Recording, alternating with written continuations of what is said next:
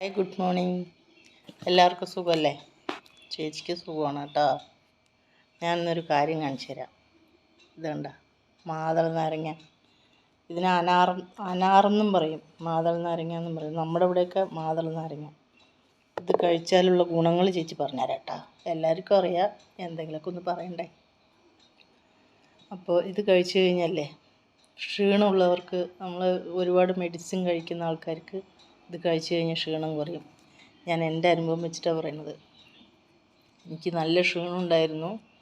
അസുഖമൊക്കെ വന്നിട്ട് കുറച്ച് കിടക്കട്ടെ വന്നു. അപ്പോൾ ഭയങ്കര ക്ഷീണമായിരുന്നു. അപ്പോൾ എൻ്റെ ഒരു സുഹൃത്ത് പറഞ്ഞു, മാതളം മേടിച്ച് കഴിച്ച് നോക്ക്, ക്ഷീണം കുറയും. എണീറ്റ് നടക്കാനേ വയ്യായിരുന്നു. അപ്പോൾ പറഞ്ഞപ്പോൾ ശരിയെന്ന് പറഞ്ഞ് ഞാൻ 1 കിലോ മേടിച്ചിട്ട് വന്ന് കഴിച്ചപ്പോൾ എനിക്ക് ചെറുതായിട്ട് മാറ്റം തോന്നി.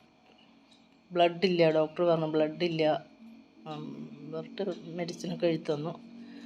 അപ്പോൾ ഈ സാധനം മേടിച്ചിട്ട് ഞാനൊരു മാസം കഴിച്ചു. മക്കളെ, കഴിച്ചപ്പോൾ ചേച്ചിക്ക് എത്ര പെട്ടെന്നാണ് മാറിയെന്ന് എനിക്ക് മാത്രമേ അറിയുള്ളൂ. അപ്പോൾ എല്ലാവരും ഇത് മേടിച്ച് കഴിച്ചോളൂ. വേറെ ഫ്രൂട്ട്സൊക്കെ കഴിക്കുന്നത്, ഷുഗറുള്ളവർക്കും ഇത് കഴിക്കാം.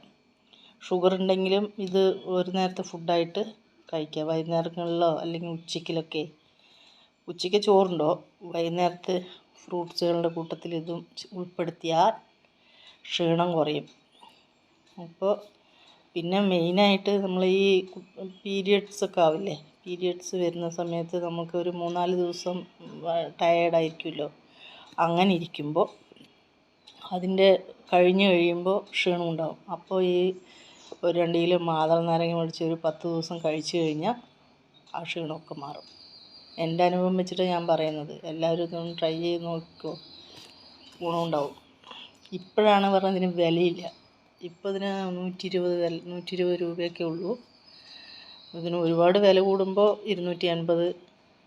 വില നോക്കിയിട്ട് കാര്യമില്ല. ഗുണം സൂപ്പറാ. ഇത് പറിക്കാനും ഭയങ്കരതാണ്. ഇത് കഴിച്ചു കഴിഞ്ഞല്ലേ, ഇത് കഴിച്ചാൽ 50 വയസ്സുള്ളൊരു ആൾ കഴിച്ചിട്ടുണ്ടെങ്കിൽ 10-15 വയസ്സ് കുറയും. ഒരു 30 വയസ്സ് 35 വയസ്സിൽ കമ്മി ആവും.